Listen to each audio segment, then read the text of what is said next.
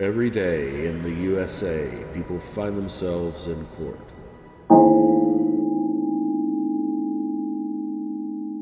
This is file 252397SC. It's entitled Kristen Colette Brandeis versus Carly Danielle Friesen. I previously entered a judgment in this matter after a trial on behalf of plaintiff Miss Brandeis, the amount of $2,297.76. The defendant was going to have a payment plan where she paid $100 a month starting last January. Ms. Brandeis, did you receive any payments? I received January, and that's why we're here, because she wrote it to the wrong name. I then have received February and March, both late, but I have received those.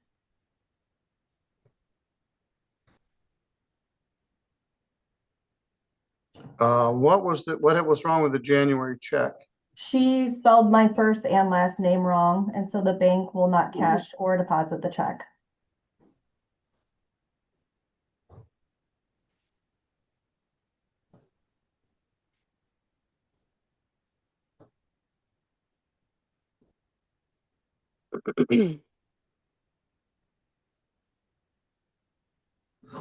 All right, well, Ms. Friesen, it does sound like you did try to make the payments. The January payment has come back to your account. Your Honor, can I speak for a moment? Yes, first thing what I'm going to do is I'm going to put you both under oath. You both please raise your right hand. You both swear or affirm any testimony you're about to give in this matter will be true to the best of your knowledge and belief. I do. I do. All right, what did you want to tell me? So when we were at court for the first time, what I received, the information that I received from you, the knowledge and the information that I remembered hearing and I have on paper is that I was to make a payment to Brandy's on the 15th of every month. Correct. Now, that was to make that payment on the 15th. If I am mailing that, of course she's not going to get it on the 15th. This lady has been extremely difficult. I have paid her in January. I made a genuine mistake. I genuinely misspelled her name. I did not mean to do that. That was a genuine accident. Moving forward, April and March have been paid and they've been spelled right. February and March have been paid. Yes, excuse me. February and March have been paid and the name is right in those and the amount is right.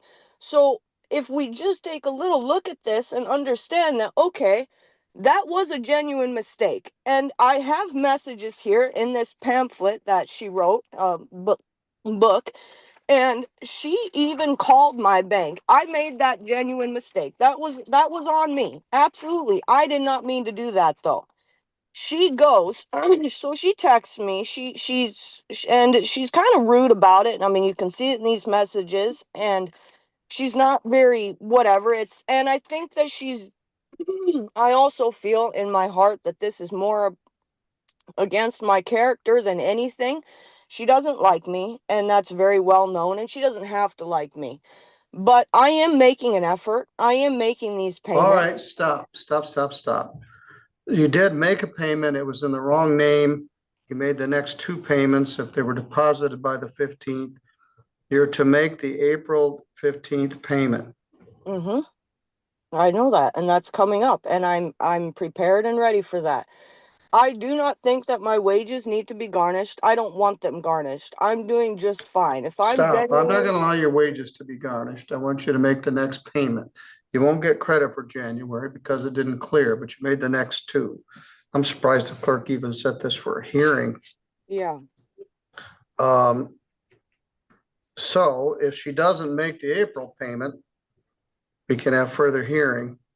But she's Kristen, Krsten, Brandy, Brandy. Anyway, you'll spell it correctly, KRISTENBRANDYS. So you make the next payment on April 15th and then May 15th.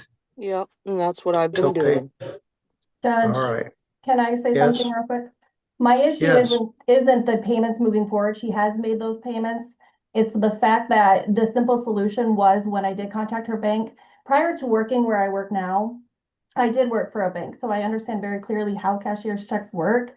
The solution is for her to take the check that whether it was a mistake or not, people make mistakes. That's not why we're here. It's to take accountability. So the solution is to take the check, go to her bank, redeposit into her account, and then have the cash or the bank issue the check correct. That was my solution. That was what I was asking. She refuses to take accountability, and that is why I Well, my filed. solution is she's gonna make the April payment and she won't get credit for January. Okay, And she'll make So the May can she make payment. a double payment and that will clarify No. January and April? no. It will pay February, March, and April. Because I still have Thank this you. cashier's check sitting here, which was taken out of her account. So she is Which- still out of $100. So if she picked it up and readmitted it, then she's not out any money. What do I do? Miss This is her $100. All right, Miss Brandy's, can you Stop. Carly, it's Brandis. Brandis. Stop. So you have that check, but you can't deposit it. Correct. And her bank will Your not cash Honor- it because it is not spelled correctly. And if they were to, they said they're not even a guarantee that they would, but if they were, they would take a fee of it because I do not do banking with them. And the intended purpose of the cashier's check is to deposit. All right, so even if you just ripped it up, she's She's out still out $100, $100. but you can't Yes. receive it. Correct. Okay, So you would think on her end to clarify the situation to put her money where it should be rather than going nowhere, she would take the initiative step to take the check, return it to her bank and make right on her wrong. But All right, this I is don't why want the you guys to character is have the contact. issue. Miss Brandes, I want you to forward the check to the court. Okay. can I speak, Your Honor? I have one more thing that I'd like to state, or not state, but say. Just a minute. All right, Miss Brandes, you send me the check. I'll confirm that the court received it and I'll send it to Miss Friesen. Okay, And thank then we'll you. send it back to her. She can do with it what she chooses to do. But we'll start with your first payment being made in February, your next payment being made in March. All right, Miss Friesen, what did you want to tell me? I'm not trying to be difficult. I just want to say that she does reach out to me. She'll text me. And I want to also make clear that I'm not trying to not take accountability for my actions. That needs to be known to her. I have clearly tried to respond in these text messages. All right, well, let me stop you. Miss Brandes, leave her alone. If you're a collection agency, you can't send her monthly stuff saying, hey, please pay the bill. That was So more in the she direction of screwed the up court for January and you're documentation. trying to unscramble it, which I appreciate. You don't need to have any contact with her. I've issued a judgment. She's going to make the payment each month. If she doesn't make the payment, contact the court. Right. You send me the check, we'll send it to her, and then it's her $100. She can figure out what to do with it from there, but she doesn't get credit toward this payment. So Ms. Friesen, she's gonna send me the check and I'm gonna send it to you. Are you still at apartment D? Yes, Your Honor. All right, go ahead and make the April payment and then the May payment. She'll send me the check, I'll send it to you. And I've asked her not to contact you. If she has issues, she can contact the court. Okay. All right, Can hopefully I $100 just, a month is gonna take 2 years or more to get this paid off, but it does chip away at the debt. yeah. All And right, you're both free I- to go. Thank you. Your Thank Honor, you. can I say one more thing?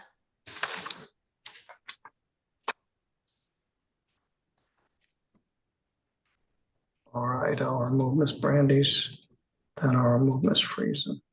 $100 a month starting back in January. But you spelled the name so wrong, it's getting scary.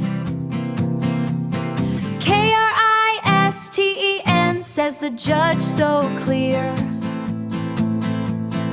Give that check to the court and get out of here. It'll take 2 years, but we're chipping at the debt.